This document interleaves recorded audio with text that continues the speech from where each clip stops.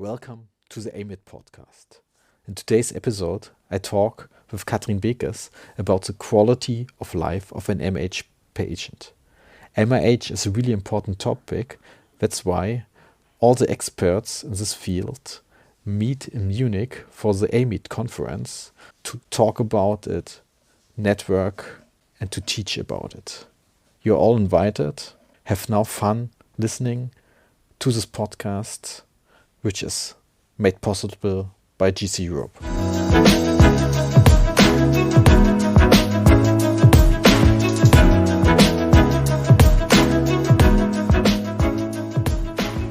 Welcome to today's show. I'm connected over the internet with Professor Katrin Bekes.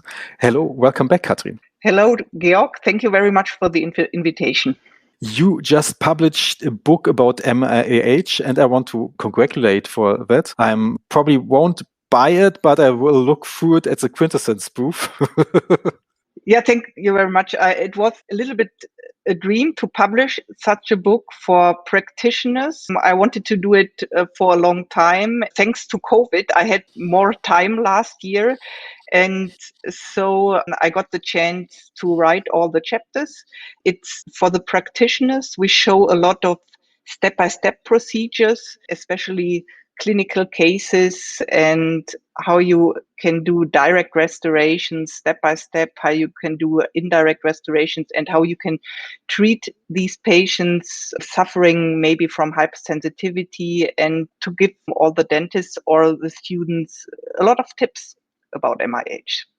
And it is also in German available and in English? No, it's in German. It's the first German book on MIH. Okay. But to be honest, I already published an English-speaking book on MIH last year with another publisher. In the English book, I was the editor, so I did not write all chapters, but a lot of chapters, but I also invited experts to add some chapters, and these are also the experts that will join and come to AMIT. So I think AMIT will be a great possibility to see all the experts that work in the field of MIH worldwide. I'm really looking forward to the conference. Actually, I was just last week in Dubai, and you basically choose the right time because it won't be 42 degrees. Yes, for me, it will be the first time. I'm really looking forward to it, not only to meet all the colleagues that I know well for very many years now, but also to maybe have some time to explore a little bit of the city. Well, the first time is very special in Dubai. Okay. I'll give you some tips after the podcast. Yeah, thank you. Today, we're going to talk about the quality of life when treating MIH. And actually, everybody has some stories in mind about how kids had an awful life, weren't able to chew, had problems. But how do you actually measure the quality of life, Katrin?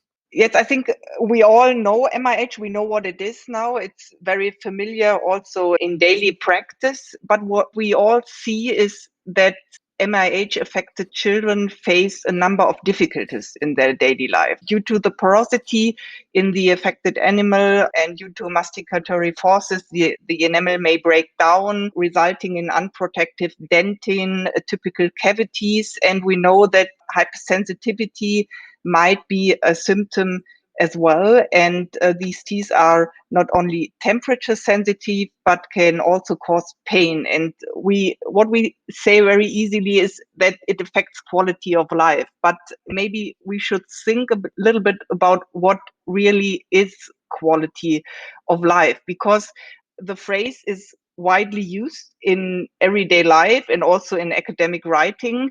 When we use it, we think that we know what it is meaning. But if we ask ourselves, what does quality of life mean for us? Maybe you, Georg, would answer in a different way than I would do it. To say maybe to have family, or to have the freedom to make decisions, or to go on holiday now because we were not able to go on holiday due to the lockdowns. And quality of life was defined by the World Health Organization as the individual's perception of his or her position in life in the context of culture we live in and in our value systems and in relation to our expectations and goal. And now you see a little bit of difficulty. How can we measure such a term? And to come closer to dentistry, we have the special term of oral health related quality of life. It's the special term for dentistry.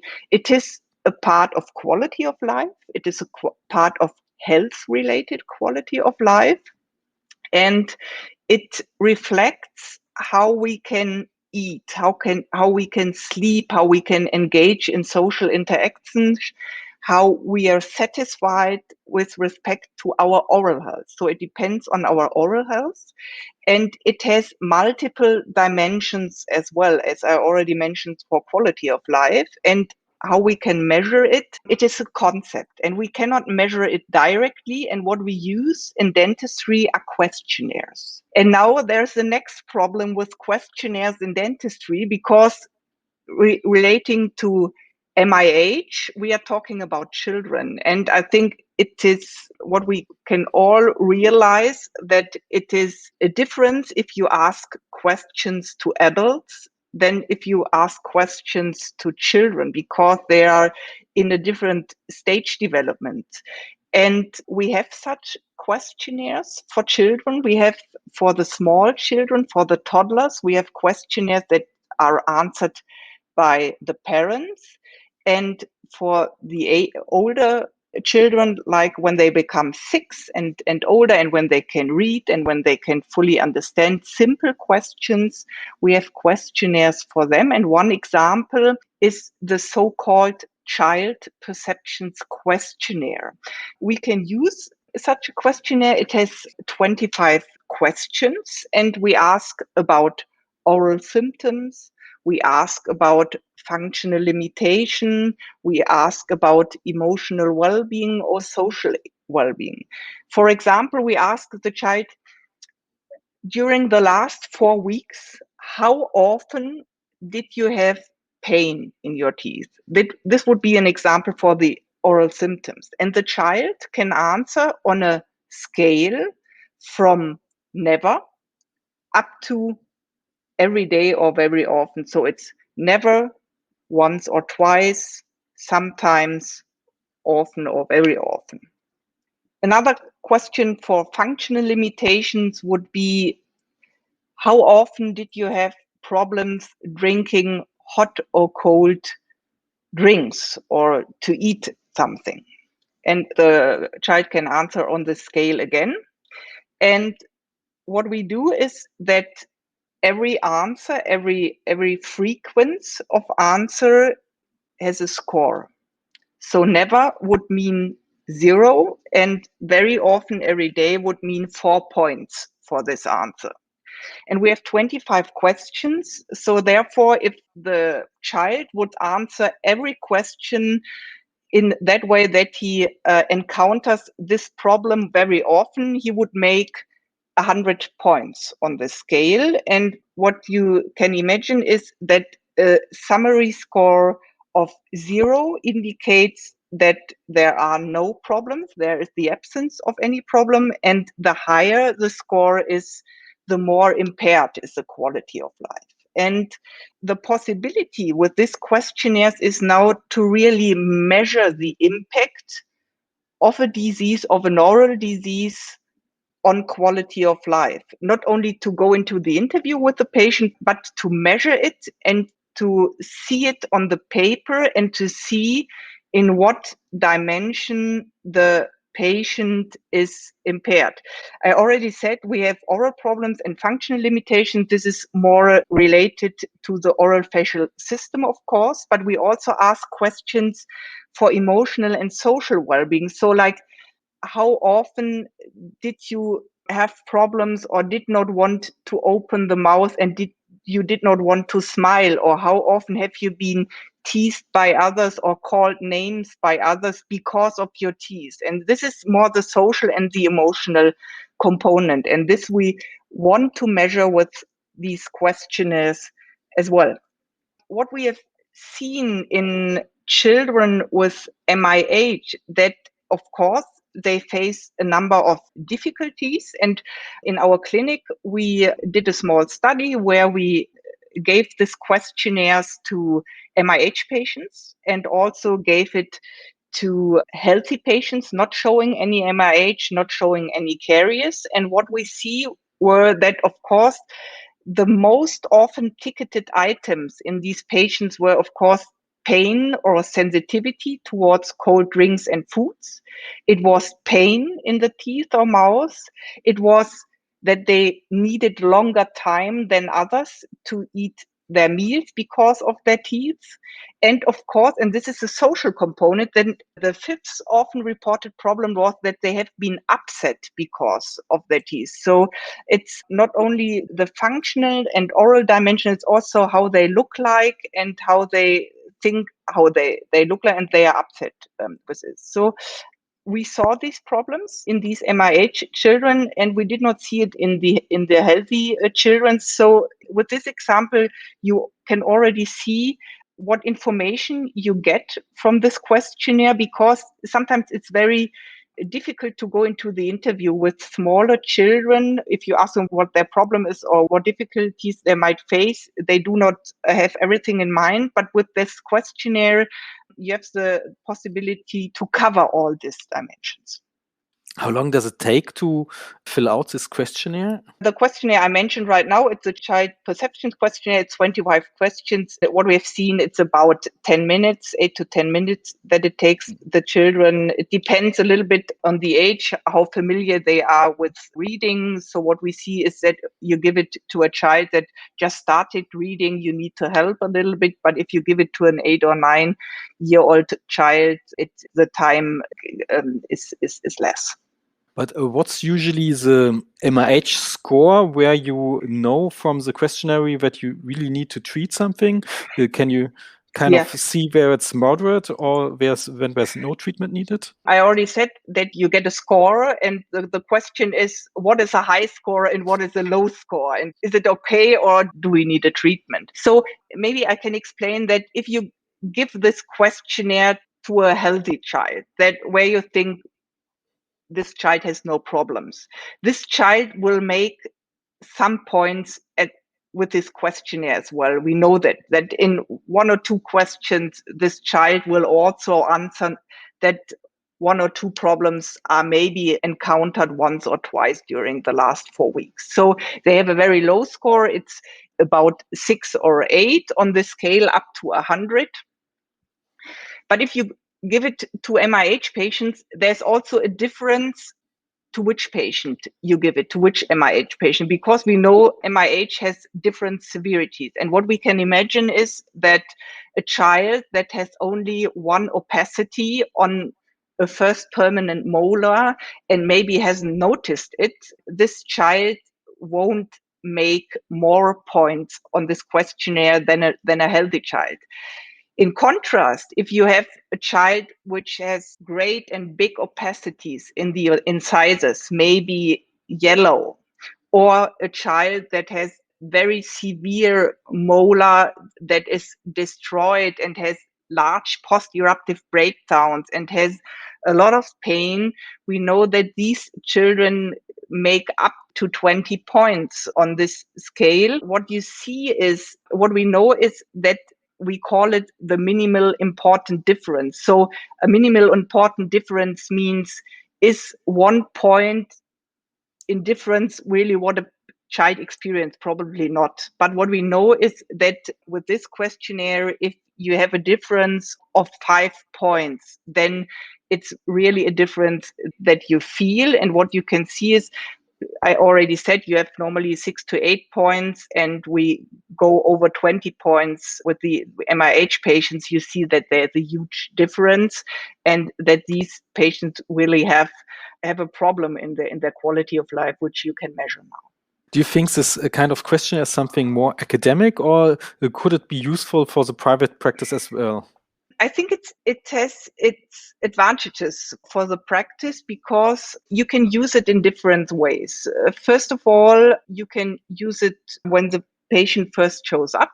to cover a lot of problems. We do not have to ask every question. You see it compromised on this questionnaire, and you see how the patient answers, because what we know that sometimes in the interview they maybe answer not in the correct way if you ask them directly than if they have time to answer it on a paper. We know this, especially in children. In the interview, we also know that there are the parents sitting who may want to answer the question then by themselves and do not let the child answer the question. And the questionnaire is made in such a way that we want that the child answers the questions alone. We take the child into our room and give them enough time to answer it. So you can use it at baseline just to see what is the situation of the patient, but you also have the great chance to use it after treatment, because what we know, it's not only, we do not only use it in MIH patients, but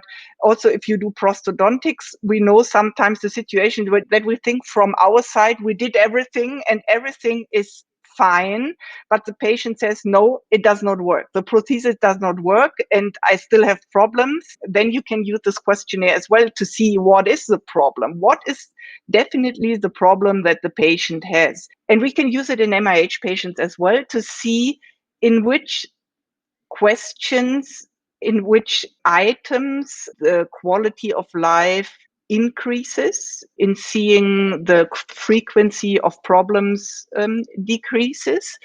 We already did multi-center study in Vienna and in Germany with Norbert Krämer, where we invited children to take part. These children had MIH teeth that were hypersensitive. What these children got in this study is that they got a ceiling, and we measured quality of life before the treatment, and we measured quality of life at different time points after treatment. And what we could see is that before treatment, they were at a higher scale of the score. They had a higher score, and with the intervention, already 1 week after the intervention, the score dropped, which indicated that their quality of life got better. And especially those items facing on pain and on drinking and eating, we saw that from items that scored like every day or very often, they dropped to never or once or twice. And so you can really see in the different dimension what is happening.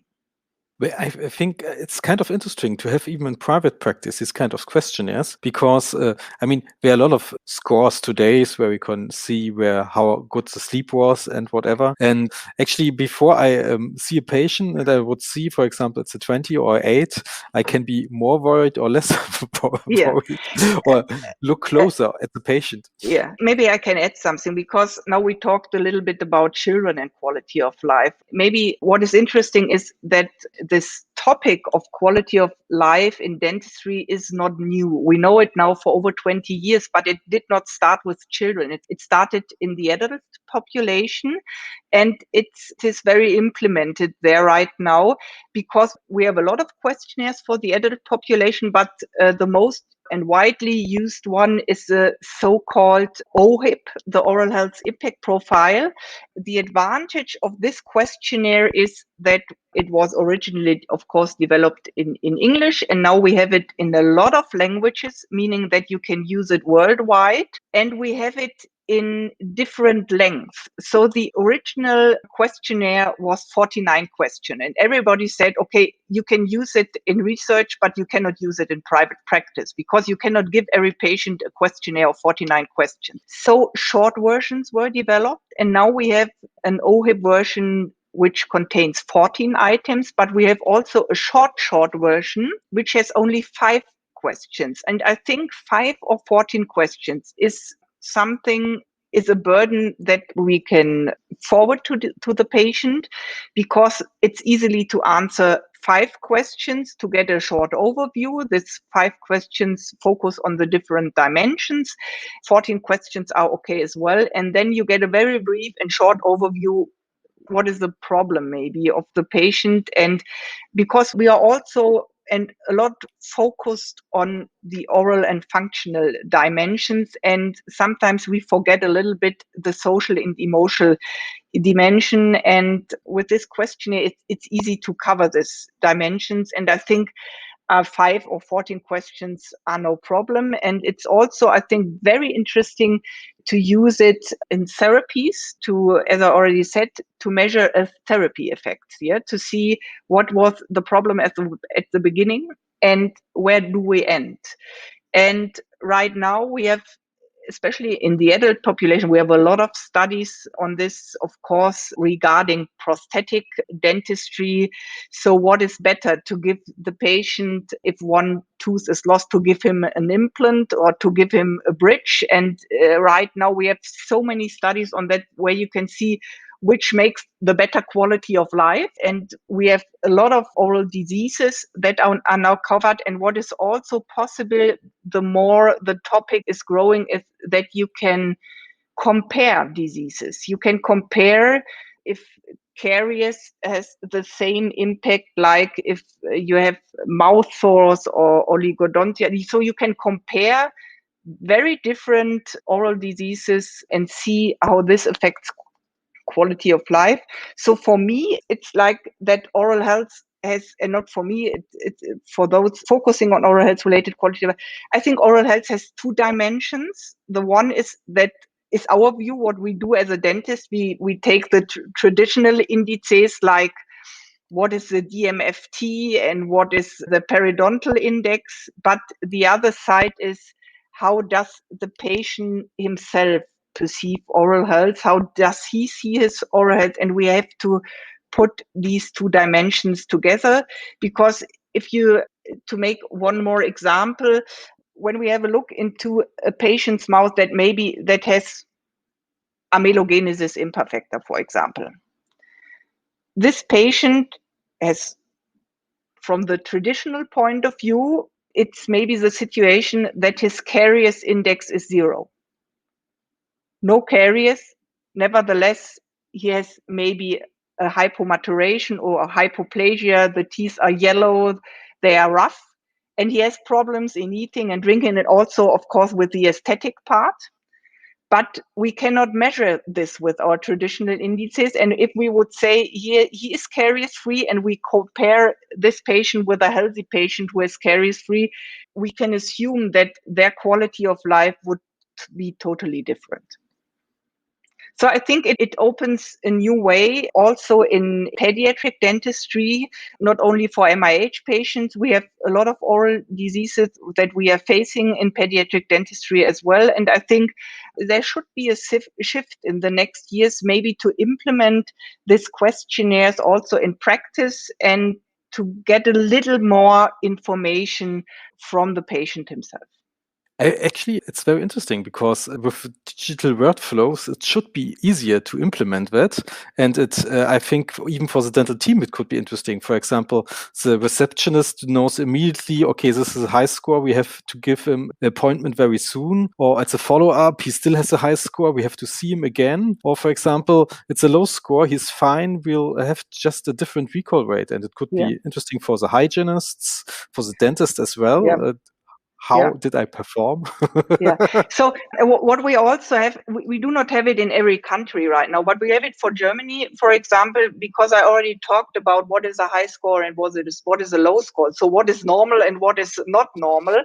What is the step for the next years also for many countries is to provide what we call representative values. So what is the norm value of a patient? Because I already said also a healthy patient would score in a little bit.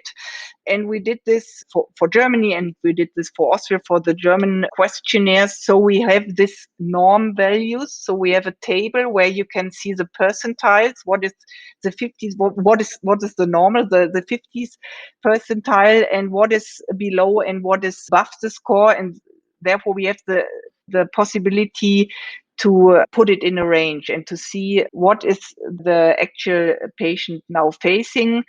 Nevertheless, if you don't have this norm values, it still helps. As you already mentioned, Georg, I think it's very easy to implement it in private practice. You give the new patient the anamnesis, and you also give him this 14 or 20 questions, and then you very easily get information maybe about some part that you would never ask about. Actually, it could be a nice part for the yellow press as well. Germany has the healthiest teeth and the happiest patient. Yes. It's a good topic for a summer hall. Yes. I agree. Vienna scientists found out that in Vienna the patients are more happy than in Berlin. Yes. Yeah, you're right. It's not only about how the patient feels. It's a little bit about happiness as well. You're right. Yeah. Great, Katrin. Actually, didn't quite go in the direction where I thought, but it was a great talk. We didn't talk so much about MIH directly, which is fine because that's what the conference is for. You will also have a lecture there. Do you already know the title of your lecture? I will have 2 lectures there. I will talk about MIH and quality of life, and I will talk a little bit about the different pictures of MIH and how this may affect quality of life. I already talked a little about that. If you have a low severity, probably there won't be so much impaired quality of life than in the severe cases. I will show some studies where we investigated therapy effects, not only from the traditional part, but also with quality of life. So this will be one topic. And there will be a second lecture where I will focus on the indirect restoration possibilities of MIH, and we'll talk a little bit about the possibilities of implementing the digital workflow into pediatric dentistry and in MIH patients. Okay, thanks a lot, Katrin, and see you at the AMIT. Thank you very much for the invitation again, and thank you very much for the